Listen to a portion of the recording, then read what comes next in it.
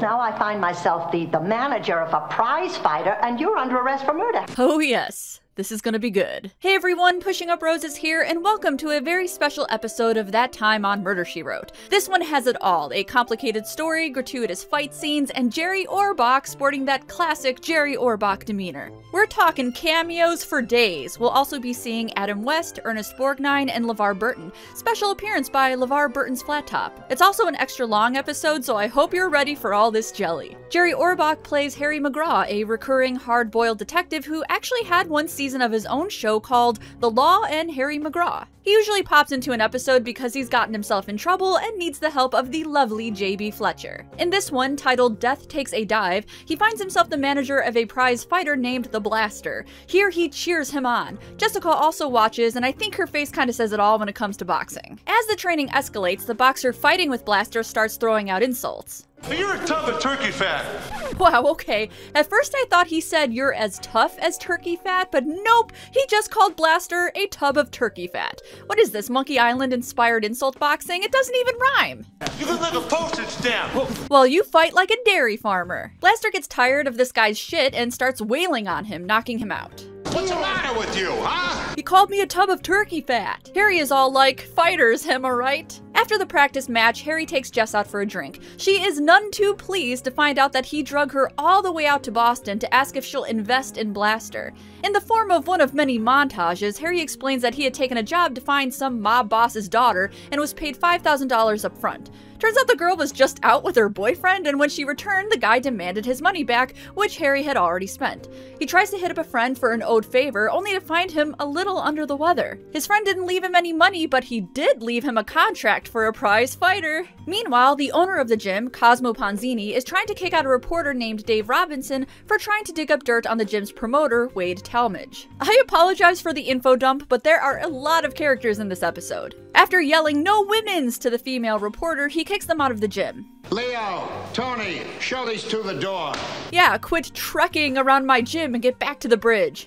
Talmadge shows up with a woman that looks like Leslie Knope had a field day with some moose. Harry tries to do business with him, but he isn't interested in Blaster and kicks them both out. For whatever reason, Talmadge later reconsiders and puts Blaster in a fight with a boxer named the Irish Shillelagh, real name Sean Shalene. Apparently it's expensive to manage and train Blaster, probably because he inhales 5 plates of food per meal. I got a salad here, burger with everything, a couple of steaks, 3 baked potatoes, 2 corn on the cob, and a side of chili. But instead of getting caught up in Harry's scheme to make money to pay off this mob boss, Jessica offers to just pay the $5 grand and gives him a check. Jessica, a gentleman does not borrow money from his friends. He takes it. Blaster admits to Jessica that while he appreciates Harry's confidence, he's always been the fall guy. Just tries to encourage him, but he seems fine with getting paid to put on a good show and wants to save his money so he can settle down. Aw, this is turning out to be such a nice story. I'm buying myself a dairy farm. Oh my god, he really does fight like a dairy farmer. The next day, Jessica gets a call from Dave Robinson. He's interested in interviewing her because she's now listed as Blaster's manager. She's all like, "You're wrong," but he isn't. Harry put her name on the boxing commission forums because they wouldn't accept his. She calls him up to give him the what for, but ends up contacting a lieutenant. Harry is being arrested for first-degree murder of Batman. JB rushes down to the precinct and presses the lieutenant for answers. She also takes a moment to berate Harry for signing her name, and we of course get another flashback montage. He explains that he heard Talmadge and the Irish Shillelagh fighting. Ooh, that hair is a choice. It turns out the boxer realized his fights were all set up and he pleads for a chance to prove himself. Talmadge's girlfriend makes a pass at Harry. Whatever it is you're selling, you better peddle it someplace else. I'm ready for him. Right now, I'm interested in only one thing. Law and order. He confronts Talmadge and refuses to allow Blaster to take a dive, which gets him punched in the face. His gun also goes off during the chaos. It then promptly turns into a hard-boiled noir. When I opened the door, she was standing there. Wade Talmadge's squeeze. 120 pounds of trouble, soft as a London fog and smelling like an armful of gardenias. Jessica is like, Jesus H. Christ, Harry, I really don't need to know about your weird sex life. Harry insists he spent the next morning of the murder with Blaster, convincing him not to take a dive in the upcoming fight. Apparently, Talmadge was killed with a .38, which is what Harry carries, and left underneath a bridge where he had been waiting in a parked car. Interestingly, we don't see the crime scene in this episode, which is unique. Usually, Murder, She Wrote is more than happy to showcase the murders. We just get a photo. Odd. I couldn't even make a "so this guy is dead" quip. How disappointing. I'm gonna do it anyway. So this guy is dead. In true Jessica Fletcher form, she goes down to the precinct and starts slamming Lieutenant Casey, demanding to know what proof they have. She is shocked to see that the bullet perfectly matches one from Harry's gun, even though there were no powder marks on Harry's suit. Oh no, Jess is not pleased, and you don't want to see Jess when she is not pleased. As she is leaving, she gets fucking kidnapped by Dave Robinson and his photographer, Pam. As far as kidnappers go, they are very pleasant. Hi. Sorry for the detour, it was his idea. Yeah, well, since you clammed up on the phone, I wanted a chance to talk to you in person. He tries to get some dirt on Talmadge for his story and Jess becomes suspicious. It becomes clear to Jess that he's prying because he has a personal vendetta against Talmadge, which she calls out immediately. Did I mention he kidnapped her? I don't think Harry really deserves defending, but because Jessica is such a loyal friend, she continues to snoop. She approaches the Irish Shillelagh's trainer, Dennis McConnell. He seems very uninterested in speaking to her, sensing that she is in fact snooping, and tries to make a run for it. Excuse me, just one thing. Uh-oh, it's the just one thing statement. That's how you know you're gonna get screwed, because Jess is about to lay down the law. The fight is still on, despite the whole murder situation. What the fuck, boxing? This is messed up. Jessica, feeling like she is a little out of her depth, convinces Blaster's trainer to help her manage him, even though he's hesitant at first because he doesn't want to work for a woman. Bitches be crazy, am I right? Jessica visits Harry in jail, who is appalled at Robinson's article about him in the paper. Authorities are holding ex-PI turned hustler Harry Mcgraw, 47, of Boston. 47? Where does he get 47? Jessica urges Harry to calm the crud down, and they discuss how he could have possibly been framed. Harry wants to call off the fight, but Jessica thinks that if they keep the fight on, it could draw the killer out of the woodwork. Harry really doesn't like the idea, but Jessica insists that this could be the only way to solve the mystery. Okay, let's move this along a little, shall we? Jessica watches a TV special about Shalene, which showcases his skills in boxing and hunting, stating that he became a wizard with a 12-gauge. The newscaster also announces that she will be managing Blaster, and calls her a sweet little old lady who doesn't know a left jab from a right cross. Understandably, Jess doesn't appreciate this asshat's opinions and goes all in on training Blaster. In the form of a montage. I suppose if you're going to have a Rocky-like episode, you need a Rocky-like montage. After this, Blaster's trainer tells her all about the previous fighters Talmadge had wronged, including one named Lou Robbie, who was beaten to a pulp due to Talmadge's unethical practices. Huh, wait a minute. Lou Robbie, Dave Robinson! Yep! Dave's father was one of the fighters being promoted by Talmadge, which is why he's looking for dirt, even if it's posthumous dirt. Why does he have a working phone in his drawer? This doesn't go anywhere, by the way, we just need a few throwaway suspects. The important thing is Blaster's intimate connection with food. I wish anyone would look at me the way he looks at a pretzel cart.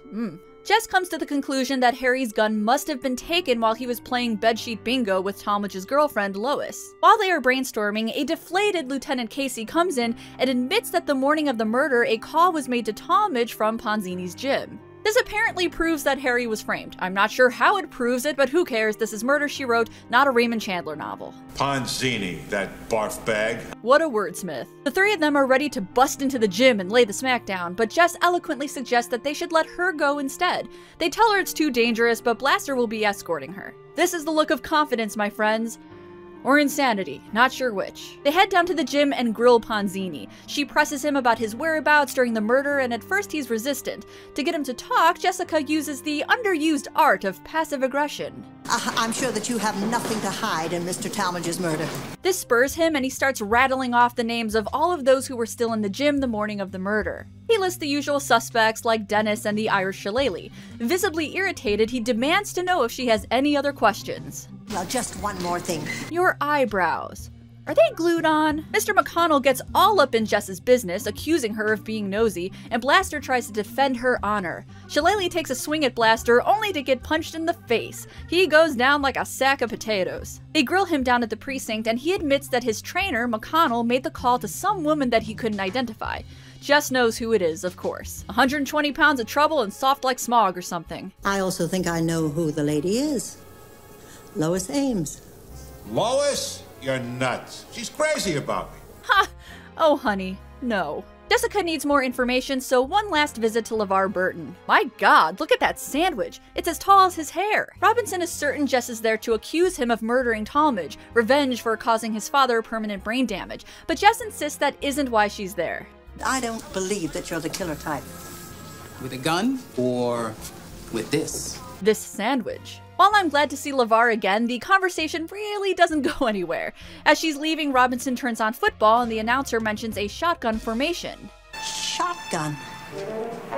There it is! There's the JB epiphany moment. Right, so Jess tells the lieutenant that she believes Talmadge was killed with a shotgun, and he's like, what? They develop a sting operation, and Jess and Harry purposefully get themselves followed to Ponzini's office. Okay, this is where it goes off the rails. Remember earlier when Harry's gun went off? Well, the bullet embedded itself into one of the couch cushions. The bullet is no longer there.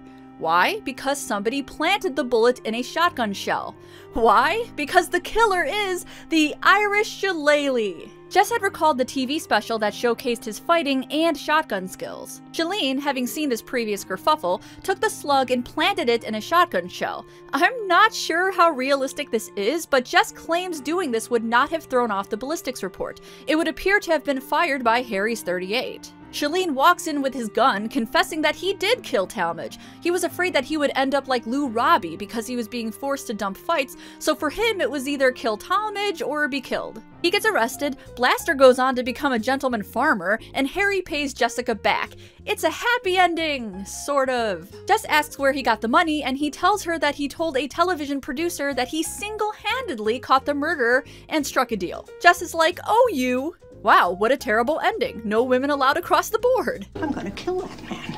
Right, final thoughts. This was a fun episode. I really enjoyed watching it. Not super thrilled with the whole get rid of slimy girls angle, but as usual, Jessica slays with her intelligence and take no bullshit from grimy men attitude. The cameos are also really fun. I was delighted to see LeVar Burton and Jerry Orbach. They are fantastic. I had very little interest in actually solving the mystery. It's fun to speculate, but I was more engaged with the character interactions and Jessica's constant snooping. Because this has more of a hard-boiled tone to it, the music is also really lovely. It felt like I was in a Dashiell Hammett novel. The only character I wasn't loving was Lieutenant Casey. I get a little weary on asshole detectives that don't want to cooperate with Jess, and this one is particularly obnoxious. Otherwise, I do recommend Death Takes a Dive, Season 3, Episode 16.